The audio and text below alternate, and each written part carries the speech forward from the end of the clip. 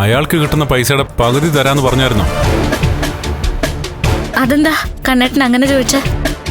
അല്ലെങ്കിൽ അമ്മാവന്റെ വീട്ടിലോട്ട് സർക്കിട്ടിന് പോവാത്തതാണല്ലോ. ഇന്ന് കൃത്യമായിട്ട് പോയതുകൊണ്ട് ചോദിച്ചതാ.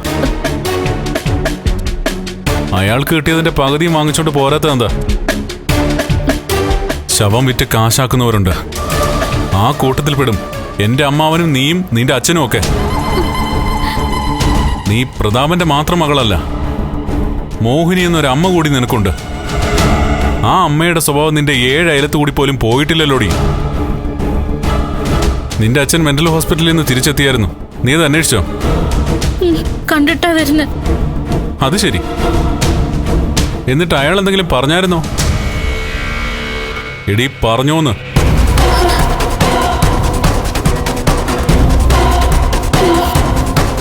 ഞാൻ അയാളോട് കുറച്ച് കാര്യങ്ങൾ സൂചിപ്പിച്ചിട്ടുണ്ട്. അതനുസരിച്ചിട്ടായിരിക്കും ഇനി നിന്റെ ജീവിതം പോകുന്നത്. ഇവിടെ പലരും സത്യങ്ങൾ അറിഞ്ഞിട്ടില്ല. നിന്റെ ഭർത്താവും അമ്മായിമ്മയും ഒന്നും. അവരോട് പോയി പറയടി, കമലേശ്വരത്തെ വിശ്വനാഥനെ കൊന്നത് നിന്റെ അച്ഛനാണെന്ന്.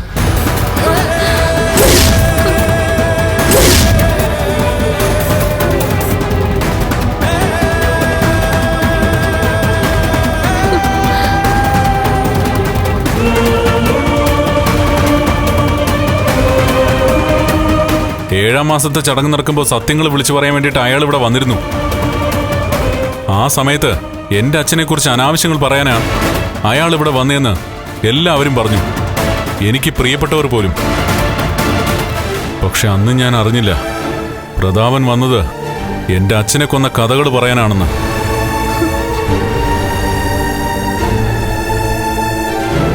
കയറി പൊയ്ക്കോ നീ.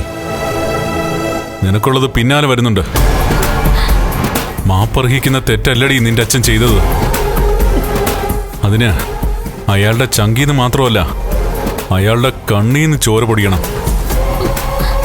ഓക്കോ ഓ.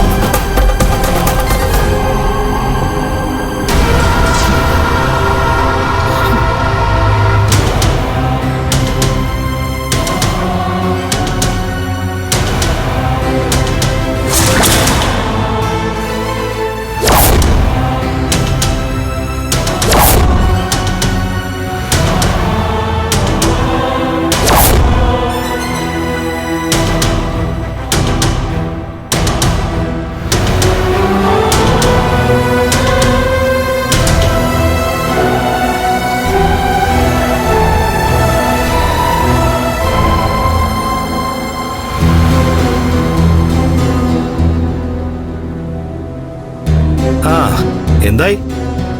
അമ്മാനെ കാണാൻ പോയിട്ട് പൈസ കിട്ടിയോ? പൈസ കായ്ക്കുന്ന മരം പൂത്തില്ല, അതുകൊണ്ട് കുലുക്കി വീഴ്ത്താനും പറ്റിയില്ല. നീ വലിയ ആവേശത്തോടൊക്കെയാണല്ലോ പോയത്. അവിടെ എത്തിക്കഴിഞ്ഞപ്പോഴേ ആവേശമൊക്കെ കെട്ടടങ്ങിപ്പോയി. അല്ലെങ്കിൽ തന്നെ പിശുക്കനായ അമ്മാവൻ ഏത് വകുപ്പിലാ പണം തരുന്നെന്നായിരുന്നു എന്റെ സംശയം. അയാള് പിശുക്കം മാത്രമല്ല, ഒരു മരമണ്ടം കൂടിയാ. അയാളുടെ ചെറുപ്പകാലത്ത് അയാൾക്ക് കുറച്ച് ബുദ്ധി ഉണ്ടായിരുന്നു. അത് നിനക്കെങ്ങനെ അറിയാം? അല്ല, അങ്ങനെ അമ്മായി പറഞ്ഞത്. ചെറുപ്പകാലത്ത് അയാൾക്ക് അതിബുദ്ധിയായിരുന്നു. ഇപ്പൊ പക്ഷെ പ്രായാധിക്യം കൊണ്ട് അയാളുടെ മെമ്മറി കാർഡൊക്കെ അടിച്ചുപോയിന്ന്. ഇപ്പൊ വാചകം മാത്രമേ ഉള്ളൂ, പ്രവൃത്തിയിൽ പോരാ. അല്ല, ഇപ്പോഴും നീ പറയുന്നില്ലല്ലോ ഏത് വകുപ്പിലാ നിനക്ക് അമ്മ പൈസ തരാൻ പോയെന്ന്. എന്തായാലും അത് കിട്ടിയില്ലല്ലോ. അതുകൊണ്ടിനി വകുപ്പ് ഏതാണെന്നൊക്കെ പറയേണ്ട കാര്യമൊന്നുമില്ല. അല്ലെങ്കിലും നിങ്ങളെപ്പോലെ പിശുക്കനായ ഒരുത്തനോട് പറഞ്ഞിട്ട് പോയതുകൊണ്ട് ആഗ്രഹിച്ചതൊന്നും കിട്ടില്ലെന്ന് എനിക്കറിയായിരുന്നു. ഓ, ഇനിയിപ്പോ അത് പറഞ്ഞോ? ഒരു കാര്യം എനിക്ക് ഉറപ്പായി കഴിഞ്ഞു. നമ്മൾ തമ്മില് ഇനി അധികകാലം ഒന്നിച്ചുണ്ടാവാനുള്ള സാധ്യതയില്ല. മുമ്പ് നീ അങ്ങനെ പറയുമ്പോൾ ഞാൻ പേടിക്കുമായിരുന്നു. ഇപ്പൊ എനിക്ക് അങ്ങനെയുള്ള പേടിയൊന്നുമില്ല. നിനക്ക് പോണമെങ്കിൽ പോവാം.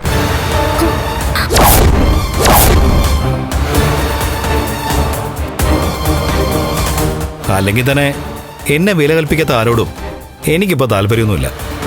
നിനക്ക് എപ്പോഴെങ്കിലും ഈ ബന്ധം വേർപെടുത്തണമെന്ന് തോന്നിയാൽ പറഞ്ഞാൽ മതി. നിന്നെ ഞാനിവിടെ പിടിച്ചു കിട്ടില്ല. നിന്റെ കൈയും കാലും പിടിക്കാനും വരില്ല. പോകേണ്ടവർക്ക് പോവാം. അതാ എൻ്റെ നിലപാട്.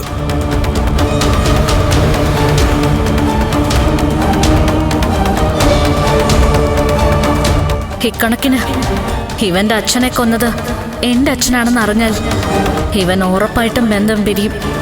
അതുപോലെ അവന്റെ നട്ടില് ബലം വെച്ച് വരുവാ.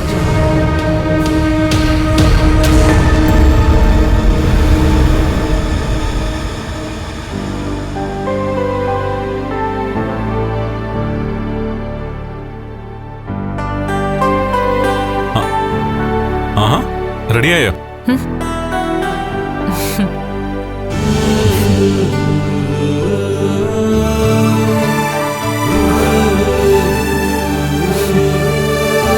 ഇതുവരെ വല്ലാത്തൊരു വീർപ്പുമുട്ടലായിരുന്നു.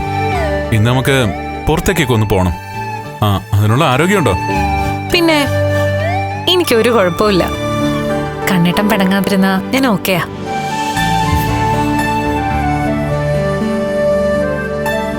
ഇനി ഒരിക്കലും അങ്ങനൊരു പിണക്കം ഉണ്ടാവില്ല. ഞാൻ അന്വേഷിച്ച് നടന്ന പല കാര്യങ്ങളും എന്നെ തേടി എത്തുമായിരുന്നല്ലോ. അത് ഉള്ളി വെച്ചുകൊണ്ട് എൻ്റെ ഭാര്യ കുറച്ചു കാലം നടന്നു. അതിനുള്ള പരിഭവം മാത്രമേ എനിക്കുള്ളൂ. ആ പരിഭവം മാറിയില്ലേ? ആ, മാറി വരുന്നു. പ്രതാപനാണ് എൻ്റെ അച്ഛനെ കൊന്നതെന്നറിഞ്ഞ വാമദേവൻ നന്നായി തന്നെ ബ്ലാക്ക്മെയിൽ ചെയ്തു. അതും തൻ്റെ തളർച്ചയ്ക്ക് കാരണമായി. ഒരവസരം വരുമ്പോ അവരൊക്കെ മുതലാക്കുക. അപ്പൊ പിന്നെ നമ്മളത് വേണ്ടേ? എന്താ കണ്ണേട്ടൻ ഉദ്ദേശിക്കുന്നത്? തൻ്റെ വീട്ടിൽ പോയി പ്രതാപനെയും അയാളുടെ അമ്മയും കണ്ട ശേഷം ഞാൻ പ്രതാപനോടൊരു കാര്യം പറഞ്ഞു. അയാൾ ചെയ്ത തെറ്റിന് അനുഭവിക്കാൻ പോകുന്നത് അയാളുടെ മകളാണെന്ന്. വാക്ക് പറഞ്ഞ വാക്കായിരിക്കണം. അവൾ അനുഭവിക്കണം. ഇങ്ങനെ ഉണ്ണിയോട് ഈ സത്യങ്ങളൊക്കെ പറഞ്ഞിട്ട് അവരുടെ ബന്ധം വേർപെടുത്താൻ പോവാണോ? ഏയ്, അങ്ങനെ വില പറഞ്ഞ കാര്യങ്ങളൊന്നും ഞാൻ ചെയ്യില്ല. ഇവിടെ ചില കർമ്മങ്ങൾ ചെയ്യാൻ പോകുന്നത് താനാണ്. ഞാനോ? നമ്മളിപ്പോ പുറത്തേക്ക് പോവല്ലേ? ആ സമയത്ത് ഞാൻ വിശദമായിട്ട് പറയാം ഇനി എന്ത് ചെയ്യണമെന്ന്. പക്ഷേ അതിന് താൻ തയ്യാറാവണം. കണ്ണേട്ടൻ എന്ത് പറഞ്ഞാലും ഞാനത് ചെയ്തിരിക്കും. പ്രതാപൻ വളർത്തിയ മോളുണ്ടല്ലോ, അവള് നമ്പർ 1 ഫ്രോഡാ. അവളുടെ അച്ഛനാ എന്റെ അച്ഛനെ കൊന്നത്. എന്നിട്ട് അതിന്റെ പങ്ക് പറ്റാൻ പോയിരിക്കുന്നു വാമദേവൻ എന്ന ദുഷ്ടന്റെ അരികിലേക്ക്. കഴിഞ്ഞ ദിവസം അമ്മാവൻ പണം വാങ്ങാൻ വന്നില്ലേ അനന്തുവിന്റെ അടുക്ക്? ആ സമയത്ത് അവൾ അവിടെ ഉണ്ടായിരുന്നു. കിട്ടുന്ന 60 ലക്ഷത്തില് ഒരു പങ്ക് അവൾക്കുള്ളതായിരുന്നു. അങ്ങനെ പണം അമ്മാവൻ ഒരു കാരണവശാലും വിട്ടുകൊടുക്കില്ലല്ലോ. എന്ന് മാത്രമല്ല, അവളുടെ അച്ഛനാണ് കണ്ണേട്ടന്റെ അച്ഛനെ വണ്ടി ഇടിച്ചു കൊന്നത്. അപ്പൊ പിന്നെ ആ സംഭവത്തിന്റെ പേരില് അവക്ക് പണം വാങ്ങാൻ പറ്റുമോ? ചിലപ്പോ അവൾ പറഞ്ഞു കാണും സത്യങ്ങൾ അവൾ എന്നോട് പറയുമെന്ന്. അതുകൊണ്ട് ദോഷം ഉണ്ടായാലും ശരി, 60 ലക്ഷത്തിന്റെ പാതി കിട്ടിയാൽ 30 ആയില്ലേ? സ്വന്തം അച്ഛൻ ജയിലിൽ പോയാലും 30 ലക്ഷം ലോട്ടറിയാണെന്ന് അവൾ ധരിച്ചിട്ടുണ്ടാവും. വല്ലാത്ത ജന്മങ്ങൾ തന്നെ. അതുകൊണ്ടാ പറഞ്ഞത് അങ്ങനെയുള്ള ജന്മങ്ങളെ ഒരു പാഠം പഠിപ്പിക്കണമെന്ന്. സത്യം എടുക്ക. മഞ്ജുവാ വിളിക്കുന്നേ. ഹലോ മഞ്ജു. ഏട്ടത്തിക്കിപ്പോ എങ്ങനെയുണ്ട്? കുഴപ്പമൊന്നുമില്ല. ദേ കണ്ണേട്ടൻ വന്നിട്ടുണ്ട്. ഞങ്ങൾ രണ്ടാളും കൂടി പുറത്തേക്കൊന്ന് പോവാൻ പോവാ. ആണോ? എന്നാ പിന്നെ ആ കൂട്ടത്തില് ഇങ്ങോട്ടൊന്ന് വരുവോ? എന്തുപറ്റി? അതൊക്കെ ഇവിടെ വന്നിട്ട് പറയാം. പുറത്തു പോകുന്നതിനിടയ്ക്ക് ജസ്റ്റ് ഇവിടെയും കൂടെ ഒന്ന് കേറ്. അതിനെന്താ, ഞങ്ങൾ വന്നോളാം.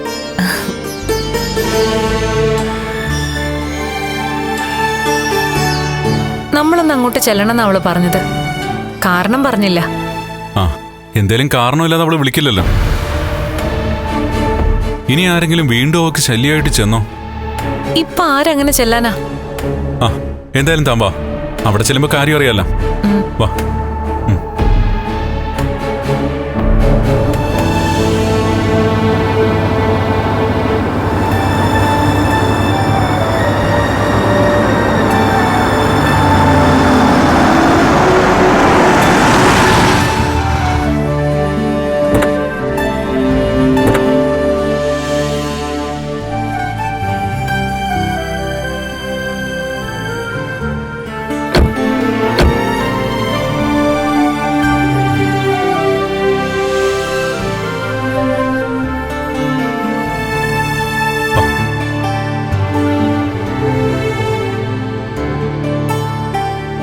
ഇന്ന് മഞ്ജുവിന്റെ ബർത്ത്ഡേ അല്ലാന്നറിയാം.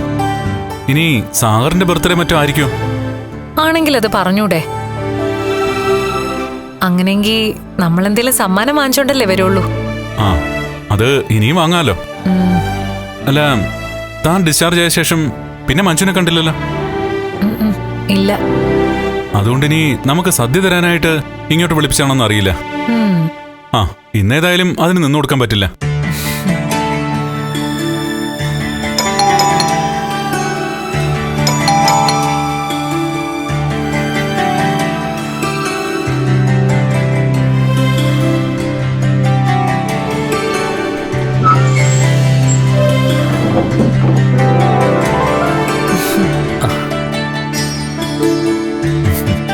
ആഹാ, രണ്ടാളും എത്തിയല്ലോ.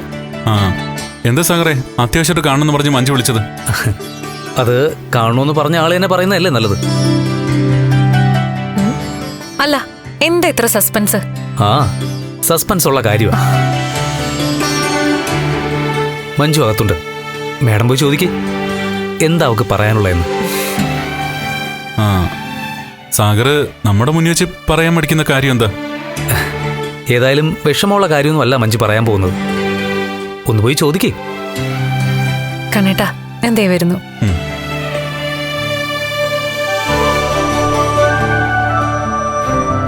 എന്താ സാഗറെ പറയാനുള്ളത്? അവളുടെ നാവ് കൊണ്ട് എന്നെ പറയണമെന്നുള്ള വാശിയില്ല.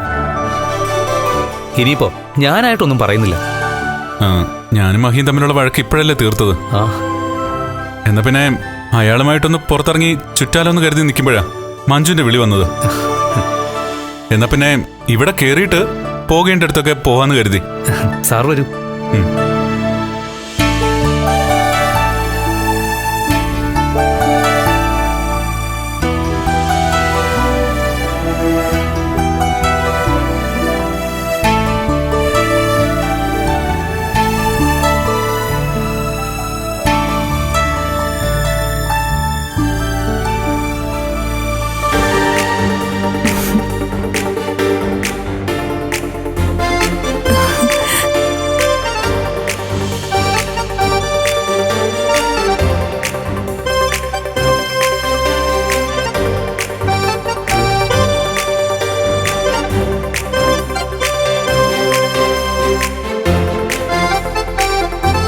മഞ്ജു,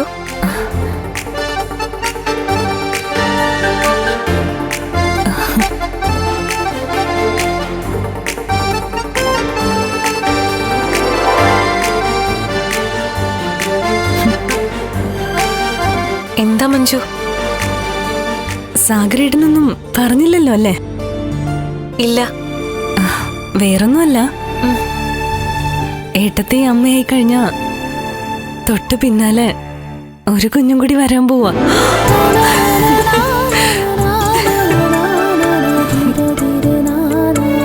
അതെ എടുത്തേ, ഇതിനു മുമ്പ് എന്റെ അമ്മയെ എടുത്തേക്ക് പറ്റിക്കാൻ വേണ്ടിയിട്ടാ ഞാൻ പ്രഗ്നന്റ് ആണെന്ന് പറഞ്ഞത്.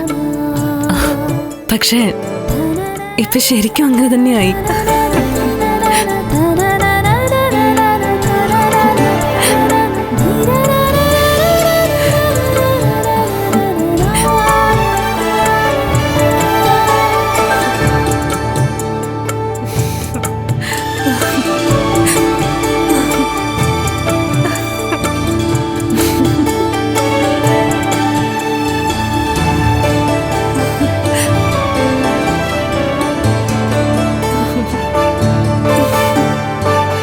ഫോണിൽ കൂടെ പറഞ്ഞുകൂടായിരുന്നു മഞ്ജു?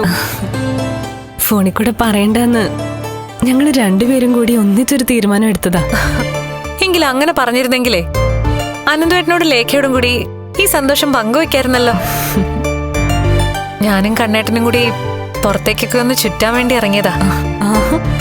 എന്തായാലും ഇങ്ങനൊരു സന്തോഷ വർത്താനം കേൾപ്പിച്ചതല്ലേ. സാഗറിനെയും കൂട്ടി മഞ്ജുവും വരുന്നോ? തുടക്കമല്ലേ എടുത്തി. അപ്പോ യാത്രയൊക്കെ പാടില്ലെന്നാ ഡോക്ടർ പറഞ്ഞ്. ഓ, അത് ഞാനങ്ങ് മറന്നുപോയി. 1-2 മാസത്തേക്ക് സൂക്ഷിക്കണം. അതുപോലെ തന്നെ ഒരു കാരണവശാലും നീ നിന്റെ കുടുംബത്തിലേക്ക് ഈ സമയത്ത് പോരുത്. ഇനിയിപ്പോ എന്റെ കുഞ്ഞിനെ കളയാനുള്ള ധൈര്യമൊക്കെ എന്റെ അമ്മയ്ക്ക് ഉണ്ടാവോ? അതൊന്നും പറയാൻ പറ്റില്ല. നിനക്കിനി സേഫ് ആയിട്ടൊരു സ്ഥലമുണ്ട്. ഞാൻ താമസിക്കുന്ന വീട്, ലേഖയുടെ വീട്. അതെന്തായാലും വേണ്ട എടുത്തി. അവരിപ്പോ ഏട്ടത്തിയെ നന്നായിട്ട് നോക്കുവല്ലേ. അതിനിടയ്ക്ക് ഞാനും കൂടെ കയറി വന്നാ അത് ശരിയാവില്ല. അവർക്കതൊന്നും ഒരു ബാധ്യതയല്ല. കുട്ടികളില്ലാത്തോണ്ട് ലേഖയ്ക്ക് ഇതിലൊക്കെ വലിയ ഇൻട്രസ്റ്റാ. പിന്നെ ഈ വാർത്ത അറിയുമ്പോ ഉറപ്പായിട്ടും ലേഖ നിന്നെ വിളിക്കും. എന്നിട്ട് അവിടെ വന്ന് നിൽക്കാനും പറയും. ഈ വിവരം അറിഞ്ഞ ശേഷമേ തോമസ് സാറ് കുറച്ചു ദിവസം അവധി എടുത്തോളം പറഞ്ഞിട്ടുണ്ട്. അതുകൊണ്ട് ഇനിയുള്ള ദിവസങ്ങളില് എനിക്കൊപ്പം സാഗരേട്ടനും കാണും. ദേ, നീ ഇനി ഒരു 2 മാസം കഴിഞ്ഞ് ജോലിക്ക് കയറിയാ മതി മഞ്ജു. അതുപോലെ തന്നെ കണ്ണേട്ടനോട് പറഞ്ഞിട്ടേ ഇവിടെ നിന്റെ ഹെൽപ്പിന് ഏതെങ്കിലും നല്ല സ്ത്രീകളെ പറഞ്ഞുവിടാം. പിന്നെ ഒരു 2-3 മാസമൊക്കെ ആയിക്കഴിഞ്ഞാ പിന്നെ ഭയക്കാനൊന്നുമില്ല. അതുപോലെ തന്നെ ഇനിയിപ്പോ പ്രഗ്നന്റ് ആയ സ്ഥിതിക്ക് ഓരോരോ ചടങ്ങുകളുണ്ട്. അതെല്ലാം കൃത്യമായിട്ട് നടത്തണം. എങ്കിലും നിന്റെ തറവാട്ടി വെച്ചാ അത് നടത്തേണ്ടത്. അത് അപകടമായതുകൊണ്ട് ഇവിടെ വെച്ച് തന്നെ നടത്തിയാ മതി. അല്ല, പിന്നെ ഡോക്ടറെ അടുത്ത് പോകാൻ എന്താ കാരണം? ലക്ഷണം എന്തേലും ഉണ്ടായോ? രാവിലെ എഴുന്നേറ്റപ്പോ ഒരു തലചുറ്റലുണ്ടായിരുന്നു. പിന്നെ ബ്രഷ് ചെയ്തപ്പോ ഒരുതരം മനം പുരട്ടലും. എനിക്കൊരു സംശയം തോന്നി. അതുകൊണ്ടാ സാഗരേട്ടനെയും കൂട്ടി എലിസബത്ത് ഡോക്ടറെ അടുത്ത് പോയത്. എന്നെ കണ്ടപ്പോ ടെസ്റ്റ് ചെയ്യാതെ ഡോക്ടർ പറഞ്ഞു, നിങ്ങൾക്കിടയിലേക്ക് ഒരാളുകൂടി വരാൻ പോവാണെന്ന്. നീ വാ.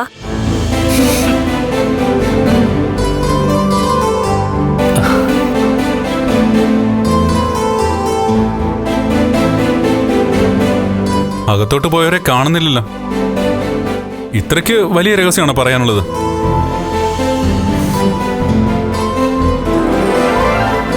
ഇത് കുറച്ച് വലിയ രഹസ്യം.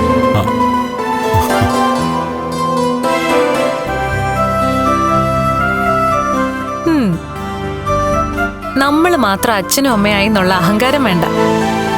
ഇവരെയും അങ്ങനെ വിളിക്കാൻ ആള് വരുന്നുണ്ട്. എനിക്ക് സംശയം തോന്നിയിരുന്നു ഇങ്ങനെന്തോ പറയാനാണ് വിളിപ്പിച്ചതെന്ന്.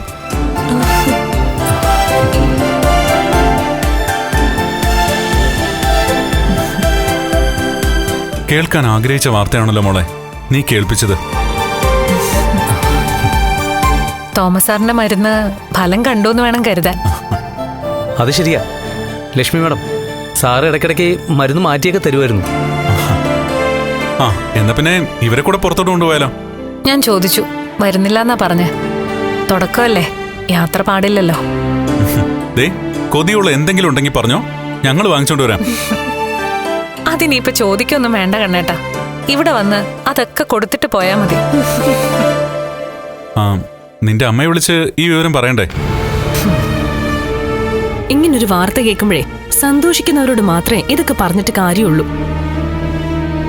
അല്ലാത്തവരെ ഇതൊന്നും അറിയിച്ചിട്ട് ഒരു കാര്യവുമില്ല.